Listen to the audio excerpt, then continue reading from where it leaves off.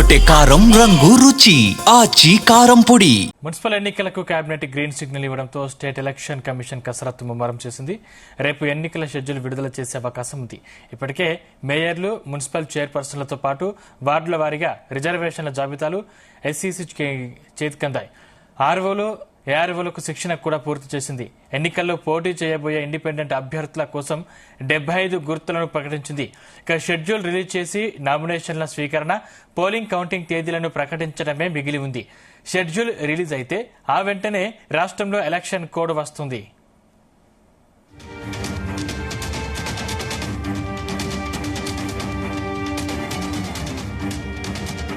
అంశానికి సంబంధించిన మరిన్ని పూర్తి డీటెయిల్స్ మా chief news coordinator Radhakrishna live ద్వారా అందిస్తారు. రాధాకృష్ణ.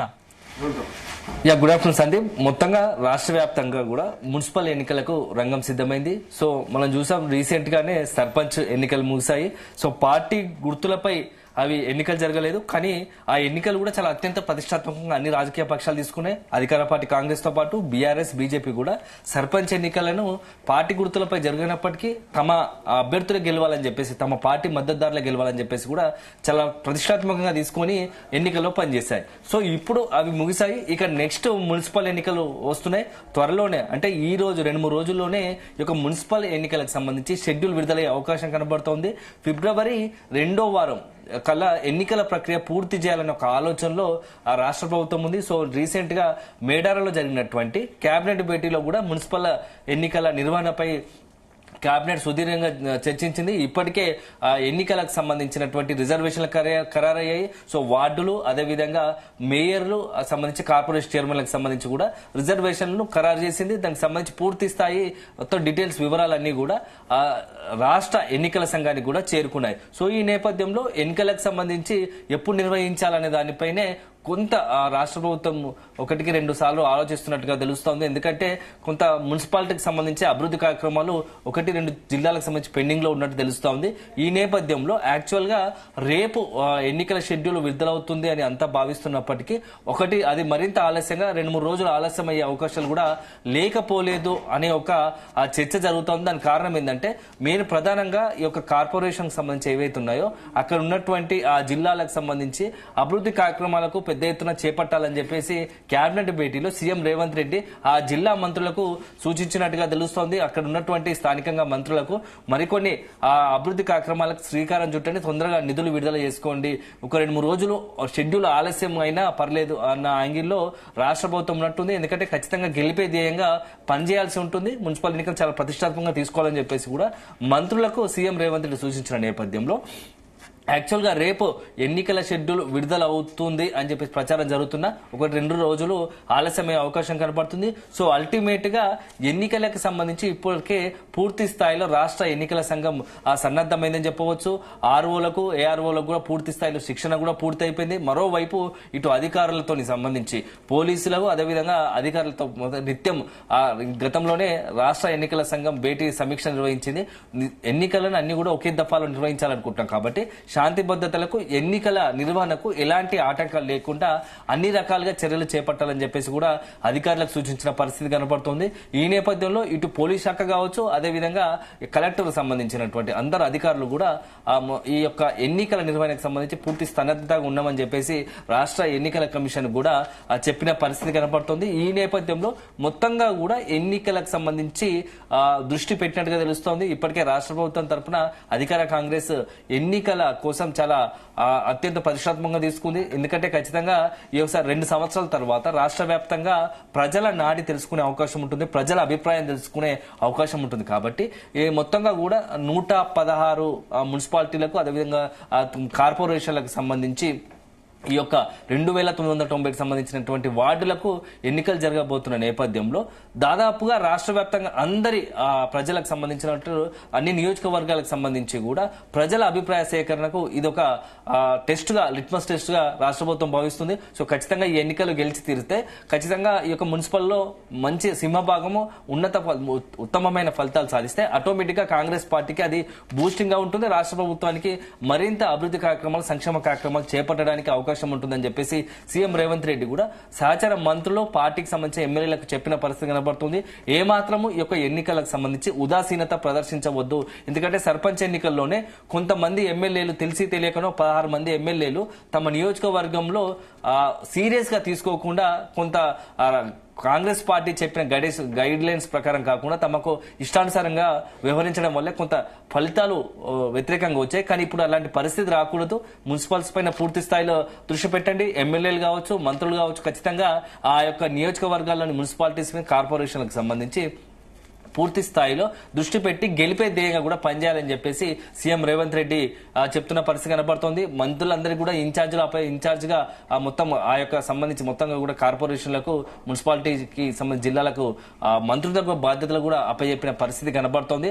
ఒక దశలో సీఎం రేవంత్ రెడ్డి కూడా ఇప్పటికే ఆదిలాబాద్, అదేవిధంగా ఇక్కడ నెక్స్ట్ మహబూబ్నగర్ జిల్లాకు సంబంధించి ఉమ్మడి మహబూబ్నగర్, ఆదిలాబాద్ జిల్లాలకు సంబంధించి కూడా పర్యటన కూడా పెట్టుకున్న పరిస్థితి కనబడుతోంది. సో గతంలో పోలిస్తే ఈసారి మున్సిపల్ ఎన్నికలను రాష్ట్ర ప్రభుత్వం కాంగ్రెస్ పార్టీ చాలా అత్యంత సీరియస్ గా తీసుకుంది. సో ఒకవైపు రీసెంట్ గానే జూబ్లీహిల్స్ ఉప ఎన్నికలు గెలిచినప్పటికీ, కంటోన్మెంట్ ఉప ఎన్నికలు గెలిచినప్పటికీ కూడా ఇది ఇంకా పూర్తి స్థాయిలో కొన్ని మొత్తంగా కూడా టోటల్ గా 2 నియోజకవర్గాలకు పరిమితమైంది కాబట్టి ప్రజా అభిప్రాయం సంబంధించి ఇది మొత్తంగా రాష్ట్ర వ్యాప్తంగా మున్సిపల్ ఎన్నికలు కాబట్టి పార్టీ గుర్తులపై జరుగుతాయి కాబట్టి చాలా సీరియస్ గా తీసుకొని పనిచేయాల్సింది, గెలుపు కోసం పనిచేయాలని చెప్పేసి సీఎం రేవంత్ రెడ్డి కాంగ్రెస్ పార్టీ భావిస్తుంది. ఇక నెక్స్ట్ ప్రధాన ప్రతిపక్షంగా ఉన్నటువంటి బీఆర్ఎస్ కూడా ఈ మున్సిపల్ ఎన్నికల్లో చాలా సీరియస్ గా తీసుకొని పనిచేస్తున్నా. ఇప్పటికే ఒకవైపు బీఆర్ఎస్ వర్కింగ్ ప్రెసిడెంట్ గా ఉన్నటువంటి కేటీఆర్, మరోవైపు మాజీ మంత్రి హరీష్ రావు ఇద్దరు కూడా జిల్లాల చుట్టుమెట్టు వస్తున్నారు. జిల్లాలకు సంబంధించి గతంలో మున్సిపాలిటీలో బీఆర్ఎస్ హయాంలో జరిగిన అభివృద్ధి ఉంది తప్ప కాంగ్రెస్ అధికారులకు వచ్చి 2 సంవత్సరాలు అవుతుంది. సీఎం రేవంత్ రెడ్డిగా బాధ్యతలు తీసుకున్న తర్వాత ఎక్కడ కూడా మున్సిపాలిటీలు కావచ్చు, కార్పొరేషన్ కావచ్చు అభివృద్ధి జరగలేదు. వాటికి సంబంధించిన నిధులు కూడా విడుదల చేయని పరిస్థితులు ఉంది. సో ప్రజల్లో మొత్తంగా కూడా అధికార పార్టీ పైన తీవ్ర వ్యతిరేకత ఉంది. సో మున్సిపల్ ఎన్నికల్లో ఖచ్చితంగా కూడా ఒకవైపు రాష్ట్ర ప్రభుత్వం, రాష్ట్ర అధికార పార్టీ కాంగ్రెస్ ఎన్ని ఒత్తిళ్లు తీసుకొచ్చినా బీఆర్ఎస్ మద్దతుదారులు పెద్ద ఎత్తున గెలిచారు. సో ఇప్పుడు మరొకసారి మున్సిపల్ ఎన్నికల్లో కూడా పార్టీ గుర్తుపై జరుగుతున్నాయి కాబట్టి ఖచ్చితంగా బీఆర్ఎస్ పార్టీకి ప్రజలు ఆదరిస్తారు. మొత్తంగా కూడా జిల్లాలో మున్సిపాలిటీలు కావచ్చు, కార్పొరేషన్ కావచ్చు, బీఆర్ఎస్ కే అక్కడ ఉన్నటువంటి ప్రజలు పట్టం కడతారని చెప్పేసి చెప్తా ఉన్నారు. ఇటీవల కాలంలో చూస్తూ ఉంటే ఇటు కాంగ్రెస్, బీఆర్ఎస్ మధ్య పెద్ద ఎత్తున కూడా రాజకీయంగా మాటల యుద్ధం కొనసాగుతుంది. అభివృద్ధి విషయంలో కావచ్చు, ఇతరత్ర మొత్తం సంక్షేమ పథకాలు కావచ్చు, మొత్తంగా బీఆర్ఎస్ కాంగ్రెస్ మధ్య నువ్వా నేనా అన్నట్టుగా కూడా ఇటీవల కాలంలో వరుసగా 2 పార్టీల మధ్య పెద్ద ఎత్తున ఒక మాటల యుద్ధం కొనసాగుతోంది. ఈ నేపథ్యం మున్సిపల్ ఎన్నికలు రావడం, మున్సిపల్ ఎన్నికల్లో కనుక నిజంగానే ప్రజలు ఎవరి వైపు ఉన్నారో అని తేలాలంటే ఎన్నికలకు సంబంధించి చాలా సీరియస్ గా తీసుకోవాలి. సో ప్రజలు తమ వైపు ఉన్నారని చెప్పుకోవడానికి కూడా అన్ని రాజకీయ పార్టీలు అదే స్థాయిలో గతంలో ఎప్పుడు లేనట్టుగా ఆ ఎన్నికలను చాలా అత్యంత ప్రతిష్టాత్మకంగా తీసుకొని ఆ ఎన్నికల కోసం పనిచేస్తున్నాయని చెప్పవచ్చు. మరోవైపు బీజేపీ కూడా కేంద్రంలో అధికారంలో ఉన్నాం కాబట్టి ప్రస్తుతం మున్సిపాలిటీలు కావచ్చు, కార్పొరేషన్ అభివృద్ధి చెందాలంటే కేంద్రం నుంచి నిధులు రావాలి. కేంద్రం నిధులు వస్తేనే ఇక్కడ అభివృద్ధి చెందుతాయి కాబట్టి బీజేపీకి అవకాశం ఇవ్వండి. ఒకసారి బీఆర్ఎస్ చూశారు, కాంగ్రెస్ చూశారు, ఇక నెక్స్ట్ ఇప్పుడు బీజేపీకి అవకాశం ఇస్తే ఖచ్చితంగా కేంద్రంలో ఆ నిధులు తీసుకొచ్చి పెద్ద ఎత్తున ఆయా మున్సిపాలిటీలు, కార్పొరేషన్లు అభివృద్ధి చేసుకునే అవకాశం ఉందని చెప్పేసి కూడా కేంద్ర మంత్రులు కిషన్ రెడ్డి కావచ్చు, బండి సంజయ్ కావచ్చు, ఎంపీలు ఈటల రాజేందర్తో పాటు మిగతా అందరూ కూడా ఎమ్మెల్యేలు, ఎంపీలు, బీజేపీకి సంబంధించినటువంటి అందరూ కూడా చెప్తున్న పరిస్థితి ఉంది. సో మనం ఇప్పుడు ఆసక్తికర అంశం ఏంటంటే 3 ప్రధాన రాజకీయ పార్టీలతో పాటు పలువురు స్వతంత్రులు కూడా రంగంలో దిగే అవకాశం ఉంటుంది కాబట్టి 75కు పైగా గుర్తులు కూడా ఈ స్వతంత్ర అభ్యర్థుల గురించి కూడా గుర్తులు కేటాయించారు. సో దానికి సంబంధించి రాష్ట్ర ఎన్నికల సంఘం క్లియర్ తీసుకుని త్వరలోనే స్వతంత్ర అభ్యర్థుల కోసం కూడా ఈ యొక్క 75 గుర్తులకు వాళ్ళకి అలకేట్ చేసే అవకాశం కనబడుతుంది. అభ్యర్థులు ఎవరైతే ఉంటారో స్వతంత్రులు వాళ్ళకి. సో వీటితో పాటుగా రీసెంట్ గానే మనం చూసాము తీన్మార్ మల్లన్న ఆధ్వర్యంలో వచ్చినటువంటి ఆ టీఆర్పీ పార్టీ కూడా ఎన్నికల బరిలో ఉండాలనుకుంటుంది. సో అదొక అంశం అయితే, మరోవైపు ఎమ్మెల్సీగా రాజీనామా చేసిన తర్వాత జాగృతితో జిల్లా బాటలు పట్టి భవిష్యత్తులో కొత్త రాజకీయ వేదికను, కొత్త రాజకీయ పార్టీని పెట్టాలనుకుంటున్నటువంటి కల్వకుంట్ల కవిత కూడా అనూహ్యంగా ఈసారి తమ అభ్యర్థులను కావచ్చు, తమ పార్టీకి సంబంధించిన తమ మద్దతుదారులను ఈ యొక్క మున్సిపల్ ఎన్నికల నుంచే రంగంలోకి దించాలని అనుకుంటుంది. త్వరలో ఈ యొక్క జరగబోయే మున్సిపల్ ఎన్నికల్లో జాగృతి అభ్యర్థులను కూడా పలు చోట్ల ఎక్కడైతే జాగృతి కావచ్చు కొంత పట్టు ఉందనుకుని ఇటీవల కాలంలో ఎక్కడైతే జనం బాటతో ఏ జిల్లాలో అయితే పర్యటించిందో అక్కడ తమ అభ్యర్థులను రంగంలోకి దించాలని అనుకుంటున్నట్టుగా తెలుస్తోంది. తాజాగా ఈ రోజు కొంతమంది ఎవరైతే టికెట్ ఆశిస్తున్నారో లేకుంటే అభ్యర్థులుగా రంగంలో దిగాలనుకుంటున్నారో వాళ్ళందరితో కూడా కవిత భేటీ అయినట్టుగా తెలుస్తోంది. సో మొత్తం ఈ ఎన్నికలు మాత్రం తెలంగాణలో కొంత రాష్ట్ర రాజకీయాలు సంచలనంగా మారబోతున్నాయి. ఒక వైపేమో ఎన్నికల పరిస్థితి ఇలా ఉంటే తాజాగా రాజకీయాలు కూడా నిన్న మొన్న నుంచి 2-3 రోజులు చూస్తున్న పరిస్థితి ఏంటంటే బొగ్గుకి సంబంధించి మంత్రుల మధ్య జరిగినటువంటి యుద్ధం మొత్తం తెలంగాణ రాజకీయాలు తీవ్ర హీట్ను పెంచాయని చెప్పవచ్చు.